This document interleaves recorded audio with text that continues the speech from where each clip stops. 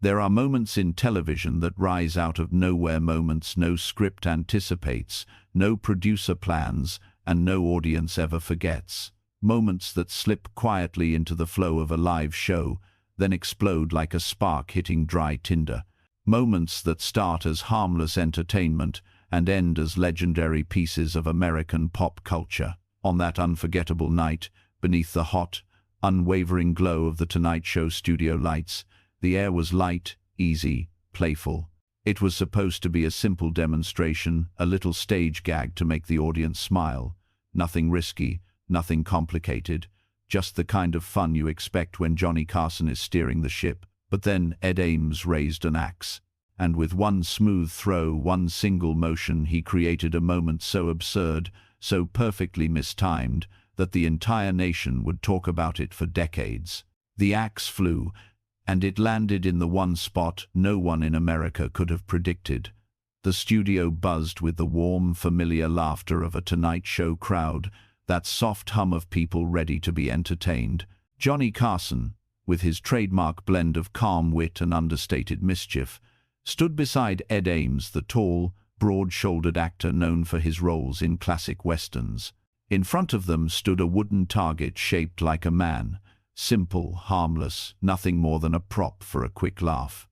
Johnny glanced at the board, then at the axe, then back at Ed. He lifted one eyebrow, just a slight curl, but enough to let the audience know something unpredictable might be coming. Ed, Johnny, smirked. "You sure you know what you're doing?" Ed Ames, confident as a frontier hero, smiled with the certainty of a man who had thrown axes on screen 100 times. The crowd leaned forward. Johnny folded his arms and took a small, subtle step back, not out of fear, but out of pure comedic instinct. He knew something was about to happen, he just didn't know what. Ed Ames lifted the axe. The studio lights shimmered against the blade, a bright flash slicing through the air as he aimed. He inhaled slowly, steadily, then swung. The axe sailed off his fingers in a perfect arc, smooth, spinning, gliding through the air like it was meant to be there. A crisp, piercing thud echoed through the studio. The room froze. For one split second, time stopped. No breath, no sound. Just the stunned stillness of hundreds of people watching something they could not yet process. Then, chaos, gasps, shrieks of laughter, hands slapping seats, people doubling over, because the axe had landed exactly in the groin of the wooden figure. Dead center. A flawless strike, to the most unfortunate target imaginable. Johnny Carson stared at the board, eyes stretching wide in disbelief. Then, like a tower collapsing, he bent forward, grabbed the desk, and erupted into uncontrollable laughter. He couldn't stand. He couldn't breathe. He was gone. The audience howled. Some were crying from laughing so hard. Even Ed Ames, trying to maintain dignity, cracked into a full, helpless grin. What was meant to be a cute little demonstration had instantly transformed into one of the greatest comedic accidents ever broadcast on television. As the laughter continued to thunder through the studio, Johnny Carson slowly lifted himself upright, wiping tears from his eyes, catching his breath, trying to regain control. He looked at the axe, then at the target, then at Ed Ames. With perfect timing, perfect tone, and perfect mischief, he delivered the line that would echo across American pop culture, "I didn't even know you were Jewish." The crowd exploded again, this time even louder.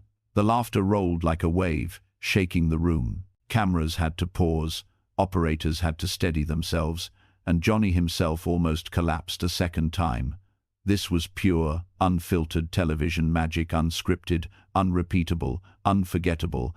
In that single moment, Johnny Carson proved once more why he was the undisputed king of live comedy. Nobody else could have reacted like that. Nobody else could have turned an accident into art. No one in the studio that night understood immediately what they had witnessed. But by sunrise, it became clear. This wasn't simply funny. This was historic. Newspapers across the country praised it. Critics, comedians, and viewers all agreed. The greatest ad-lib in TV history. A perfect accident.